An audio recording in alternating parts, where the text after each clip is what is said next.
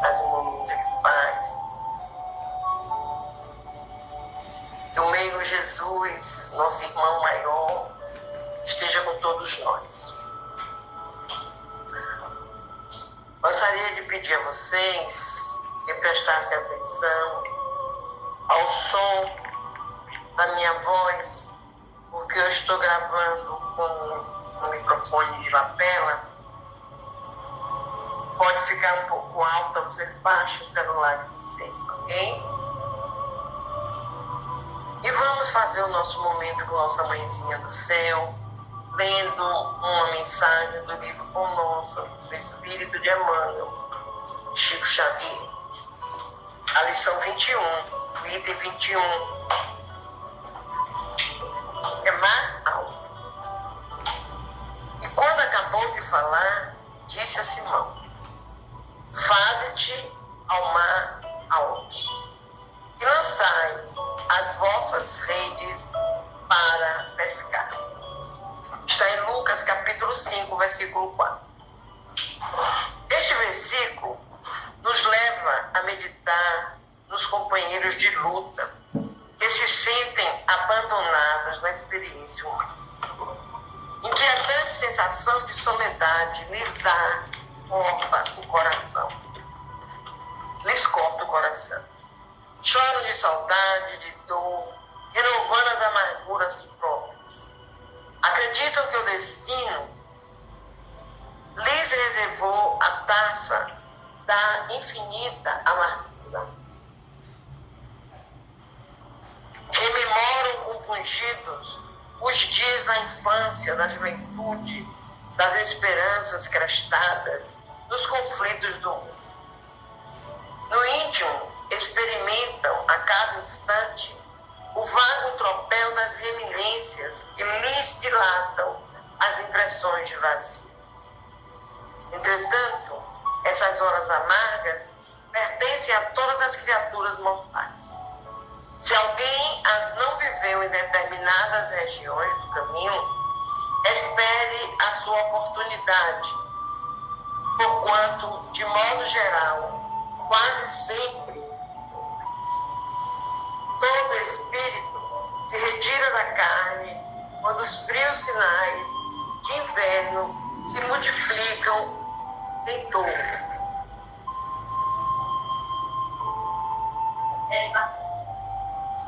Seguindo, pois, a tua época de dificuldade, convence-te de que chegarão para a tua alma os dias de serviço e mal. O tempo de procurar os valores justos, sem o incentivo de certas ilusões de experiência material, se te encontras sozinhos, se te sentes ao abandono, lembra-te de que além do túmulo, há companheiros que te assistem e esperam carinhosamente. O pai nunca deixa os filhos desamparados. Assim, se te vês pressentemente sem laços domésticos, sem amigos certos da paisagem transitória do planeta, é que Jesus te enviou a pleno mar de experiência, a fim de provares tuas conquistas em supremas missões. Que mensagem bonita, meus amores. Que mensagem bonita. O mar alto a que se refere o versículo é a nossa jornada. Nós somos enviados para termos as experiências necessárias para provarmos que entendemos a lição. E vermos quão é justo o nosso Pai, o nosso meio Jesus Cristo. E vamos fazer junto a nossa oração de Mãe Maria, agradecendo a presença amada dela. Ave Maria, cheia de graça, o Senhor é convosco. Bendita sois vós entre as mulheres, bendito é o fruto do teu ventre, Jesus, Mãe. Menina Maria, Mãe de Jesus, roga por nós, pecadores, agora e na hora do nosso desenlace. Que assim seja. Louvada seja tu, Mãe Maria, hoje, agora e sempre.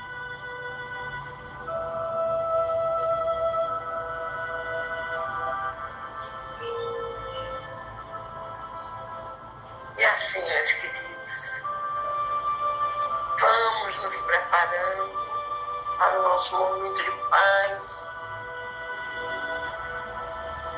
onde estudamos, onde ouvimos, onde oramos, onde clamamos ao Pai por tudo aquilo que se faz necessário em nossas vidas.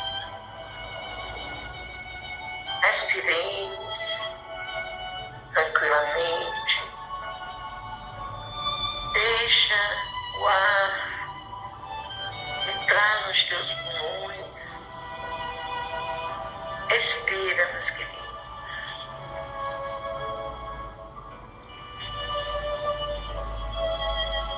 E ao expirar, coloquem tudo aquilo que está dentro do teu peito para fora. Deus abençoe, Deus amado.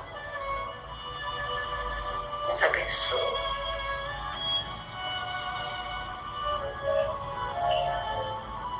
Mais um momento de paz. Vamos pegar nossa água para que possa ser fluidificada no final. Vamos manter junto a nós os nomes dos nossos amados que precisam da oração, da cura e do milagre.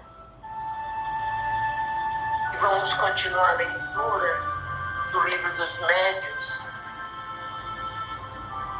Estamos lendo o capítulo 19 da segunda parte, onde estamos aprendendo sobre o papel dos médiuns nas comunicações espíritas. Iremos iniciar o item 224. O espírito que se quer comunicar compreende, sem dúvida, todas as línguas, pois que as línguas são a expressão do pensamento. E é pelo pensamento que o espírito tem a compreensão de tudo. Mas, para exprimir esse pensamento, torna-se necessário um instrumento, e este é o médium. A alma do médium, que recebe a comunicação de um terceiro, não a pode transmitir senão pelos órgãos do seu corpo. Ora, esses órgãos não podem ter, para uma língua que o médium desconheça, a flexibilidade que apresentam para a que lhe é familiar. Um médium que apenas saiba o francês poderá acidentalmente dar uma resposta em inglês, por exemplo, se ao espírito apraz fazê-lo. Porém, os espíritos que já acham muito lenta a linguagem humana em confronto com a rapidez do pensamento, tanto assim que abreviam quando podem, se impacientam com a resistência mecânica que impõe. Daí nem sempre o fazer. Essas também são a razão por que um médium novato que escreve penosa e lentamente, ainda que na sua própria língua, em geral não obtém mais do que respostas breves e sem desenvolvimento. Por isso os espíritos recomendam que, com um médium assim, só lhes dirijam perguntas simples. Para as de grande alcance, faz-se nisto um médium desenvolvido, que nenhuma dificuldade mecânica ofereça ao espírito. Ninguém tomaria para seu lado um estudante que estivesse aprendendo a soletrar. Um bom operário não gostaria de servir-se de maus instrumentos. Acrescentemos outra consideração de muita gravidade no que concerne às línguas estrangeiras. Os ensaios deste gênero são sempre feitos por curiosidade e por experiência. Ora, nada mais antipático aos espíritos de que as provas a que tentem sujeitá-los. A eles jamais se prestam os espíritos superiores os quais se afastam logo, que se pretende entrar por esse caminho. Tanto se comprazem nas coisas úteis e sérias, quanto lhes repugna ocuparem-se com coisas fúteis e sem objetivo. Dirão os incrédulos para nos convencermos. E esse fim é útil, porque pode granjear adébitos para a causa dos espíritos. A isso respondem os espíritos. A nossa causa não precisa dos que têm orgulho bastante para se suporem indispensáveis. Chamamos a nós o que queremos, e estes são quase sempre os mais pequeninos e os mais humildes. Fez Jesus os milagres que lhe pediam os escribas? E de que homem se serviu para revolucionar o mundo? Se quiserdes convencer-vos de outros meios, dispondes que não há força. Começai por submeter-vos. Não é regular que o discípulo imponha a sua vontade ao mestre. Daí decorre que, salvo algumas exceções, o médium exprime o pensamento dos espíritos pelos meios mecânicos que lhe estão à disposição, e também que a expressão desse pensamento pode e deve mesmo, as mais das vezes, ressentir-se da imperfeição e das vidas. Assim, o homem culto, o compônio, poderá dizer as mais belas coisas, expressar as mais elevadas e as mais filosóficas ideias, falando com campônio, porquanto, conforme se sabe, para o espírito o pensamento a tudo sobrepuja. Isso responde a certas críticas a propósito das incorreções de estilo e de ortografia que se imputam aos espíritos, mas que tanto podem provir deles como do médium. Apegar-se a tais coisas não passa de futilidade. Não é menos pueril que se atenham a reproduzir coisas incorreções. Estas incorreções, com exatidão minuciosa. Conforme o temos vistos, fazerem algumas vezes. Lícito é, portanto, corrigi-las sem o mínimo escrúpulos, a menos que caracterizem o espírito que se comunica, caso em que é bom conservá-las como prova de identidade. Assim é, por exemplo, que temos visto um espírito escrever constantemente Júlio, sem o S, falando de seu neto, porque, quando vivo, escrevia desse modo, muito embora o neto, que lhe servia de médium, soubesse perfeitamente escrever o seu próprio nome. Vocês vejam, meus amores, o fenômeno da comunicação, da escrita espírita, é cheia de nuances, cheia de compêndios, precisa entendimento, precisa se adquirir um certo entendimento para prosseguir com a tarefa. Vamos fazer a nossa oração. Querido Deus, mais uma vez juntos estamos para orar, para conversar contigo, para te clamar pela misericórdia, para te dizer, Senhor, nós precisamos de ti. Ajuda, Pai, aos nossos irmãos que sofrem dos males físicos, dos males espirituais. Que cada um deles receba, Pai, dentro daquilo que é necessário, for para a sua cura, para o seu crescimento, para a sua melhora no mundo, na jornada terrena e na evolução espiritual. Te pedimos pela humanidade, pelos governantes dos países do mundo,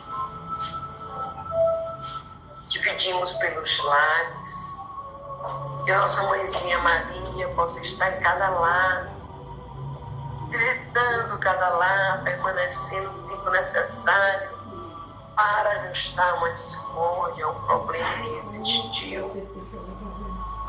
Que cada componente desse lar, Pai, assuma a sua identidade de filha de Deus. Te pedimos pelos nossos irmãos que usam os vícios,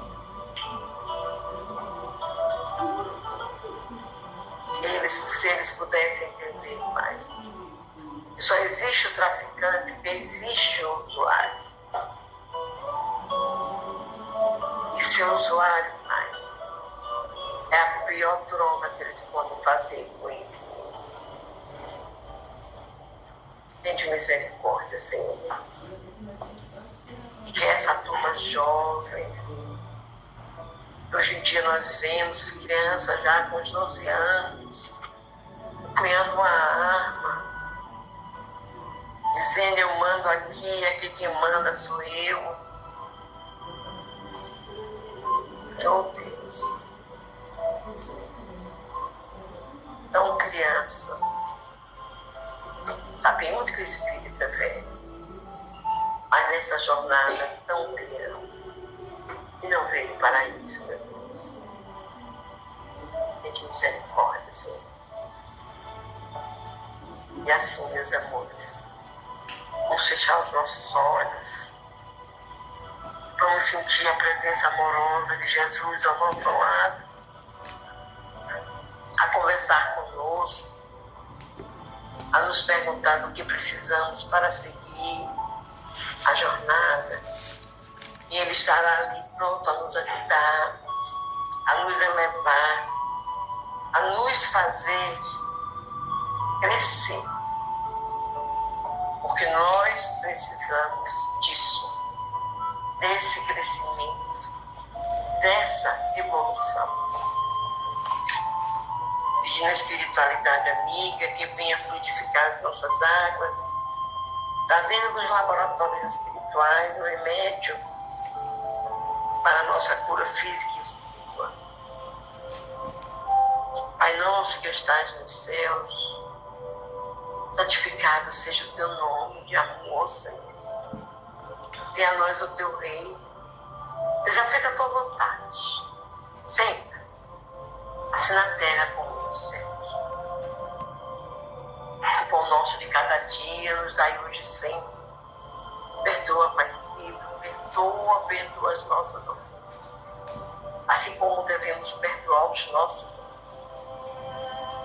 Não nos deixeis, Pai, cair em tentações, em julgamentos, em inveja, em orgulho, em desagrado, em discórdia, em desrespeito.